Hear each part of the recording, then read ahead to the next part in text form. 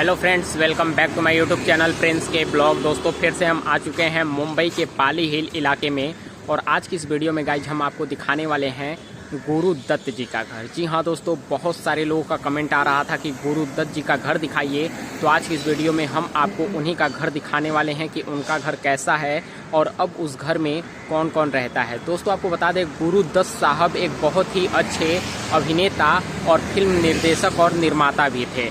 उन्होंने अपने समय में कई सारी हिट मूवी में काम भी किया है और कई सारी उनकी प्रसिद्ध फिल्में भी उन्होंने बनाई है। सब कुछ आगे इस वीडियो में हम आपको बताएंगे, उनके जीवनी से रिलेटेड भी सब कुछ आपको बताएंगे। दोस्तों जो गुरुदत्त साहब का ये घर है ना, इस घर को उन्होंने तोड़वा दिया था देव आनंद साहब जी का बंगलों को देखकर। फिर ये पैडर रोड पर चले गए थे। पैडर रोड पर भी इनका एक बंगलो है, उसका भी मैं वीडियो जल्दी ही दिखाऊंगा। और फिलहाल चलिए वीडियो को स्टार्ट करते हैं और इनके घर का नज़ारा आपको दिखाते हैं और इनके जीवनी के बारे में अच्छे से सब कुछ बताते हैं। तो चलिए गाइज वीडियो को करते हैं स्टार्ट। गाइज जो आप लोग यहाँ पर मेन गेट देख रहे हैं, ये मेन गेट बंगलो नंबर 48 का है, जहाँ पर गुरुदत्त जी का बंगला हुआ करता था। फिलहाल यहाँ पे अब एक बिल्डिंग बन गई है और इस बिल्डिंग का असली मालिक कौन है, इस वीडियो में हम आपको सब कुछ बताएंगे। दोस्तों आपको बता दें, इस बंगले को गुरु दत्त जी ने तोड़वा दिया था। उसको लेकर 3-4 तरह की कहानियाँ बनी थी।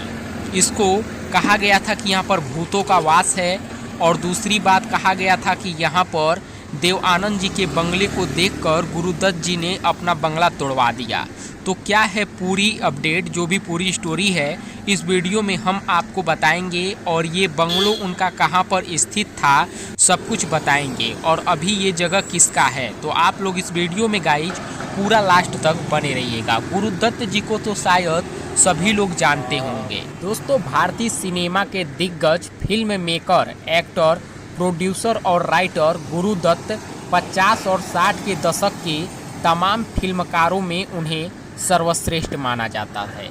लेकिन यह दुर्भाग्य है कि इस दिग्गज कलाकार की महज 39 साल के उम्र में ही मौत हो गई। दोस्तों साल 1963 में गुरुदत्त जी बर्निल फिल्म फेस्टिवल से वापस मुंबई लौट रहे थे। उस समय गुरुदत्त मुंबई के पाली हिल में स्थित अपने 48 नंबर बंगले में रहा करते थे। दुनिया के लिए यह बंगला किसी सपने जैसा था, मगर गुरुदत्त जी के लिए नहीं। वजह थी उनकी पत्नी गीता, जिन्हें वह बंगला भूतिया लगता था। उन्हें लगता था कि बंगले में एक पेड़ है जिस पर भूत रहता है।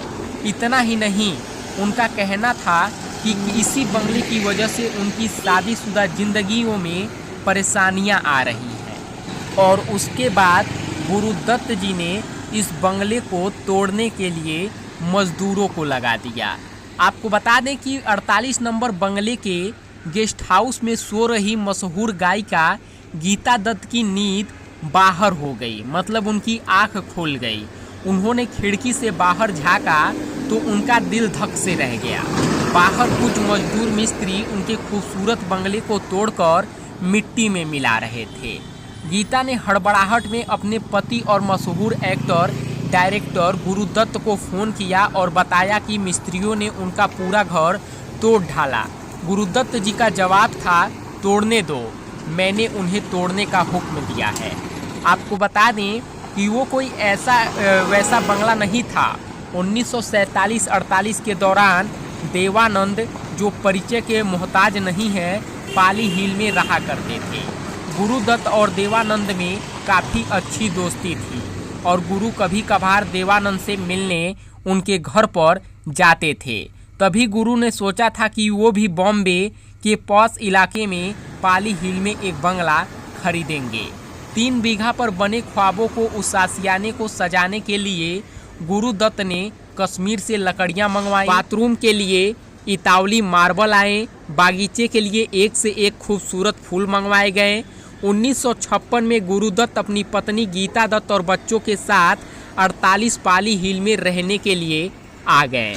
बेहतरीन नस्ल के कुत्ते, लेग हॉर्न मुर्गियाँ और गंगा जमुना नाम की 2 गाय गुरुदत्त के यार दोस्त उस बंगले को भूस्वर्ग यानी धरती पर बना स्वर्ग कहते थे। और एक दिन गुरुदत्त ने उसी स्वर्ग को जमींदोज कर दिया। मशहूर बंगाली लेखक बिमल मित्र ने गुरुदत्त पर लिखी किताब बिछड़े सभी बारी बारी में लिखा है कि जब उन्होंने गुरुदत्त से बंगला तोड़ने का कारण पूछा तो जवाब था गीता की वजह से। लेकिन कुछ लोगों का मानना है कि जब वो देवानंद साहब के घर पर गए और उनके खूबसूरती घर को देखकर इटालियन मार्बल से बना हुआ अपना बंगला तोड़ दिए। आपको बता दें गुरुदत्त और गीता ने 1953 में शादी की, लेकिन उसके कुछ महीनों बाद अभिनेत्री वहीदा रहमान एक हीरोइन के तौर पर गुरुदत्त की फिल्मों में आईं और फिर उनकी ज़िंदगी में भी इस रिश्ते ने गुरुदत्त की शादीशुदा ज़िंदगी को बर्बाद कर दिया। फिल्में तो बनती रहीं लेकिन ज़िंदगी बिगड़ती चली गई। हालत ये थी कि गीता ने फिल्मों में वहीदा के लिए गाना तक बंद कर दिया, यानी वो अपनी आवाज़ तक वहीदा को नहीं देना चाहती थी, भले ही वो पर्दे पर क्यों ना हो। आपको बता दें कि लेखिका नसरीन मुन्नी कबीर की लिखी गुरुदत्त की बायोग्राफी के मुताबिक 9 अक्टूबर 1964 की शाम गुरुदत्त के करीबी मित्र और उनकी ज़्यादातर फिल्मों के लेखक अबरार अलवी साथ में थे। गुरुदत्त शाम में ही शराब पी रहे थे और अलवी उनकी अगली फिल्म बहारें फिर भी आएंगी का आखिरी सीन लिखने में व्यस्त थे। रात करीब 1 बजे गुरुदत्त ने कहा कि अबरार तुम बुरा ना मानो तो मैं अब सोना चाहता हूँ। इसके बाद अबरार भी वहाँ से चले गए और गुरुदत्त ने अपनी पत्नी गीता को फ़ोन किया और गीता उनसे उस समय अलग होके अपने घर पर चली गई थी। और इस समय गुरुदत्त जी अपना पाली हिल वाला बंगला गिराकर पैडर रोड पर चले गए थे, जहाँ पर उनका खुद का एक घर था। और करीब 3:30 बजे गुरुदत्त उठे और गीता को फ़ोन किया कि हमें हमारे बच्चों से एक बार बात करा दो, और उनकी पत्नी गीता ने साफ तौर पे बात कराने से मना कर दिया।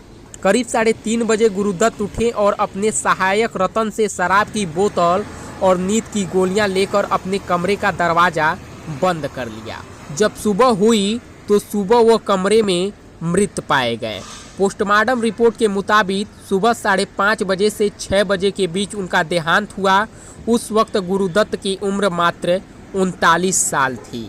आपको बता दें कि मशहूर फिल्म डायरेक्टर श्याम बेनेगल गुरुदत्त के रिश्तेदार थे।